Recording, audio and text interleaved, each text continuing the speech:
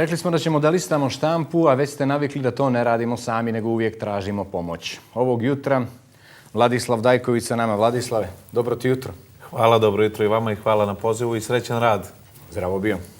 Znamo da si Podgoričanin, ali od skora možemo reći Nikšićanin, privremeno. Da, pa znate svi da su lokalni izbori u Nikšiću, da traje predizborna kampanja i odlučio sam da se sa svojim timom saradnika preselim u Nikšić. Često govorim da ja nisam Nikšićanin, ali jesam rođen u Crnoj Gori i tom logikom svaki grad je moj i smatram da mogu da dam doprinos u toj kampanji. Nikšić je trenutno najvažnija politička raskrsnica nakon parlamentarnih izbora 30. avgusta. Zašto? Zato što ćemo nakon toga znati da li smo Đukanovića zaista porazili ili se vraća u igru u svom rodnom gradu na velika vrata. Ipak, po svemu sudeći, svaki dan sam na terenu, razgovaram sa ljudima, neće se vratiti u igru, definitivno. Koalicija za budućnost Nikšića trenutno najbolje stoji u Nikšiću, mnogo se zaista radi i mi smo sasvim sigurni da ćemo nakon 14. marta činiti vlasti u tom gradu. Već te neki ljudi vide, pošto nakon Nikšića selimo se, da tako kažem, u Podgoricu, ne baš brzo, ali već te neki vide za gradonačelnika. Da li razmišljaš u tom pravcu? Pa svakako da razmišljamo o davanju doprinosa. Sad, da li ću biti kandidat ili neću, to, hajde da kažem, ima vremena još za to, ali ono što vam mogu sada garantovati Šuška se, što se kaže, za to sam te pitao. Ono što vam mogu garantovati jeste da ću dati doprinos. Ja bih najsrećniji bio da se i u Podgorici desi neka koalicija za budućnost Podgorice i u ovom gradu, u mom rodnom gradu, zaista imam najveću motivaciju, ne zato što sam rođen tu, što sam se tu podigao i napravio prve korake, nego zbog toga što je ovaj grad zaista dotakao dno u svakom mogućem smislu i smatram da naša Podgorica zaslužuje mnogo bolje. Dobro, sada da se okrenemo štampi. Krenut ćemo od dana, mi smo krenuli jutro sa tom informacijom. Stigle su sinoć vakcine.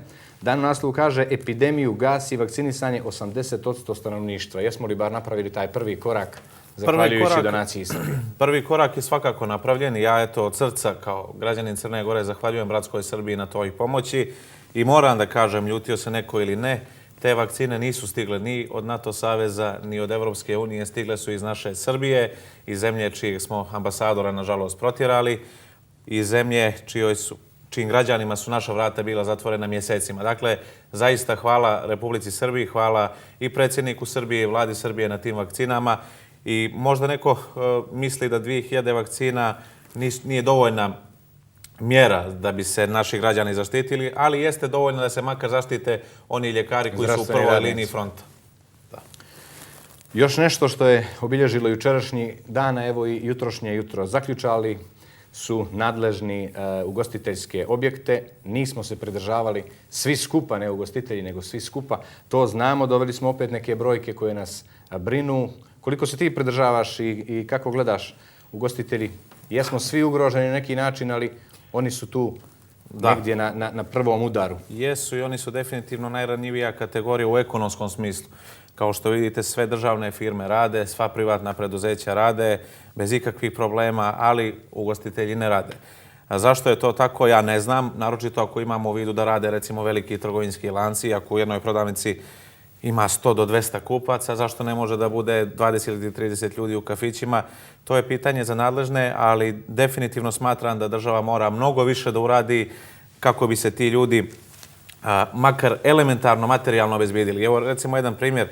Mi smo juče saznali da danas uvode mjere i da se zatvaraju lokali. Kako se osjeća recimo momak konobar koji radi za dnevnicu i koji od te dnevnice plaća hranu možda svojoj djeci. A uračunao je da će i sutra donijeti kući. A računao je da će i sutra i za vikend možda zaraditi neki novac. To su ozbiljne stvari kojima se mora stati na put. Naravno, ja imam u vidu i da je korona jedan nepredvidiv neprijatelj sa kojim se nismo do sad susretali, tako da nije baš lako uhvatiti se u koštac sa njim.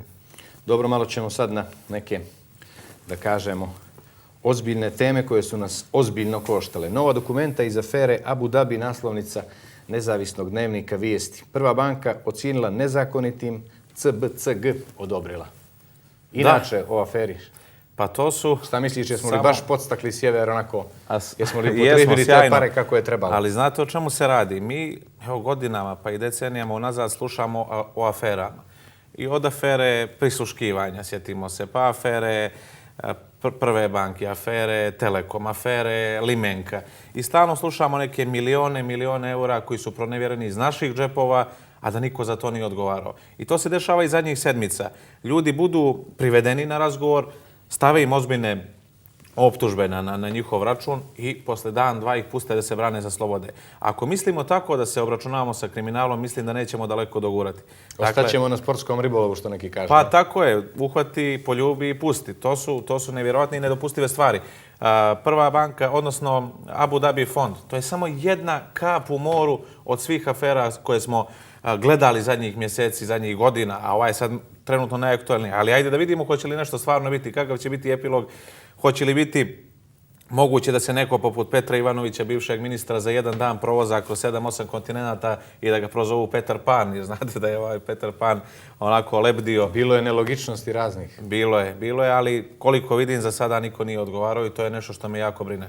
Pa dobro, ostaje da se nadamo da će stvari početi da se u brazu, što kažu stari, uvodi, da se zna red i zakon. Nemamo novca, a plus ako curi ovako i daje se na razne strane, onda ćemo tek biti da nemamo. Kako možete da zaustavite kriminal ako ne pokažete primjerom? Dakle, ako se neko osudi, kaže ideš u zatvor 5 godina jer si ukrao 5 miliona, parafraziram ili karikiram, 5 godina. Boga mi onaj sljedeći će da se zapita hoće li 1 euro ukrasti iz državne kase. A pođite u prodavnicu i pokušajte da ukradete jedan čips ili sok i vidite kako ćete vi proći kao običan građanin. Privatnici su se zaštitili, još samo državu da zaštitimo i to je to. Ali ipak nemojte da kradete čips. Dobro. Nije do 150 eura, ono može. Može, Laganica. Dobro.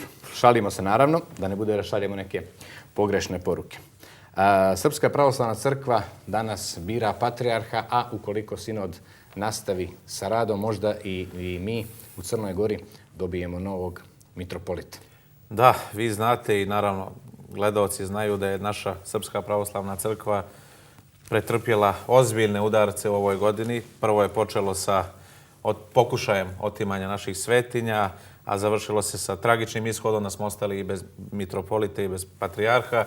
To je nešto što je uzdrmalo ne samo Srpsku pravoslavnu crkvu, nego i cijeli pravoslavni svijet. Izgubiti takva dva prvojerarha naše crkve je nešto što se nije dešavalo, ja mislim, nekoliko vjekova. Govoreći da smo ih izgubili u svega mjesec dana.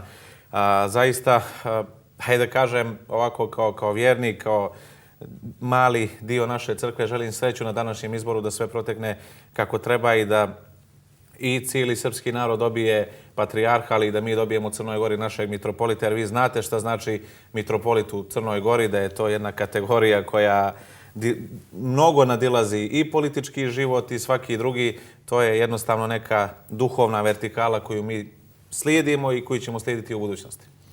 Znamo da neće biti lako, nećemo reći da će biti nemoguće, ali neko treba da nastavi gdje je mitropolit Amfilohije stao. Da li vladiku Joanikija bih više volio da vidiš na mjestu mitropolita ili na mjestu patrijarha naše crkve? To je sad stvar o kojoj, evo iskreno govoreći, možda nisam dostojan da govorim i na društvenim mrežama gdje sam i tekako prisutan. Vidim posljednjih dana i nedelja da su neki sebi dali za pravo da biraju patrijarha na Facebooku. To su loše stvari, to su stvari koje su nedopustive i mislim da mi kao vjernici naše crkve ne bi trebali da se bavimo i da navijamo ko će biti. A ako me pitate da li bih volio da neko naš sa naše kamena... Moramo imati mišljenje i nešto što nam srce kaže. Moguće da je tako... Pitao naše da se molimo kako bi se patrijarh bio za sve nas budući. Evo kao neko čija je porodica dala i mitropolita pokojnog Danila Dajkovića i tekako pomno pratim situaciju. Da li bih volio da vladika Joanikije kao naše gore list postane patrijarh? Naravno da bih. Ali vjerujte mi, koliko bih volio da on postane patrijarh, toliko bih volio da postane i mitropolit. I mislim da je nakon svega što se desilo... Da nam je tu bliži, da ipak... Nakon svega što se desilo, nakon odlaska mitropolita Amfilohija, mislim da nam je čvrsta ruka vladike Joanikije i tekako potrebno u Crnoj Gori i ja bih njega ljubomorno čuvao i ne bih... Sad da se pitam hipotetički, ovako laički, više bih volio da vladika Joanikije postane novi mitropolit i čuvar Pećkog trona i čuvar Cetinskog manastira. Opet ćemo da se vratimo na da kažemo, domen politike. Kriza vlasti. Neće glasati za budžet i izbor direktora policije. Pobjeda na naslovnoj donosi odluku Demokratskog fronta. Apsolutno držim stranu Demokratskom frontu u ovoj situaciji i tekako se slažem sa svim što su rekli lideri Demokratskog fronta, gospodin Mandić, Milan Knežević i Nebojša Medović na jučerašnjoj preskonferenciji. Sramno je i nedopustivo da pokazujemo takvu ne nedoslednost i neprincipijelnost, nego takvo odsustvo nezavisnih institucija u Crnoj Gori kao što smo to vidjeli danas. Dakle, svi su bili spremni da 18. februara, ako se ne varam, uđemo u proces smjenjivanja Milivoja Katnića i razrješavanja svih tih malicioznih uticaja u državnom tužilaštvu. Šta se desilo? Desilo se da su stigli određeni signali sa međunarodnih adresa, prije svega mislim na ambasade u Crnoj Gori, koje su rekle ne, nema smjene Katnića, to mora da se prolongira i tako dalje. Drugim riječima, neki centar moći i dalje hoće da čuva Đukanovića u igri, da mu neko novo nezavisno tužilaštvo ne bi stavilo na teret ozbiljne optužbe.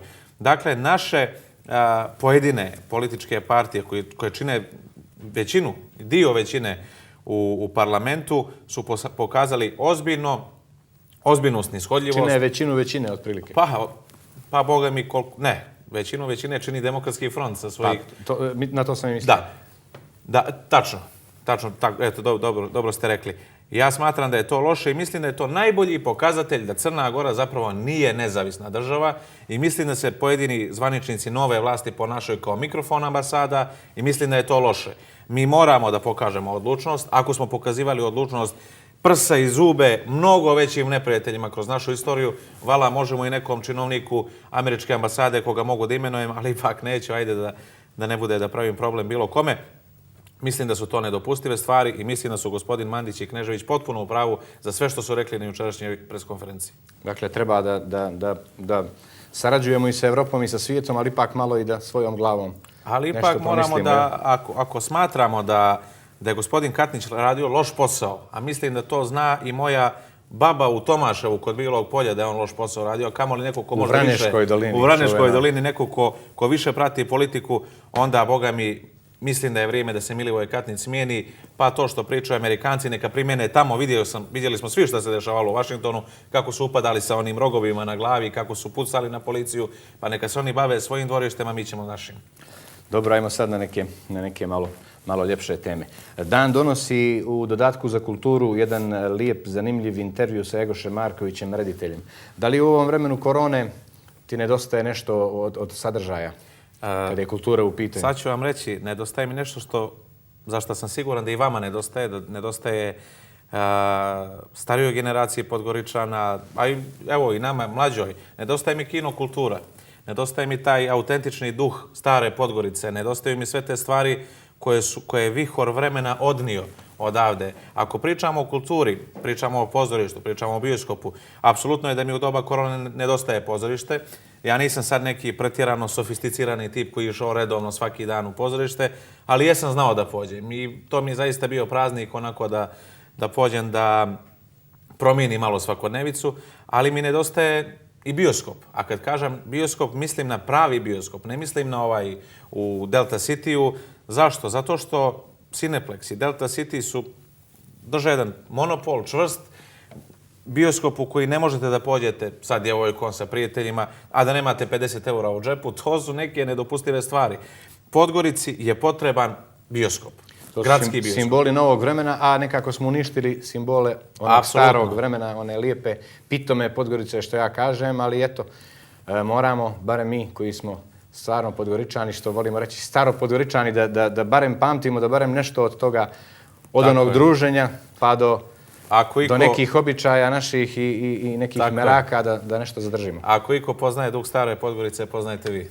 Pa volim staru Podgoricu, baš je nosim istinski u srcu i raduje me nova Podgorica, raduju me sve nove zgrade, sva plava stakla, ali ja sam generacija koja je upamtila Čika Mesa, Čika Alja i sve ostale i kinokulturu, jedno divno vrijeme. I Đoka Nesanicu. Ništa, zahvaljujući jednom od bivših gradonačelnika, nemamo više taj Kučki pazar, kako ga je neko zvao, tu monumentalnu građevinu, ali da ne bude jer sad kukamo, nego idemo naprijed u neka nova moderna vremena, a čuvat ćemo staro koliko možemo.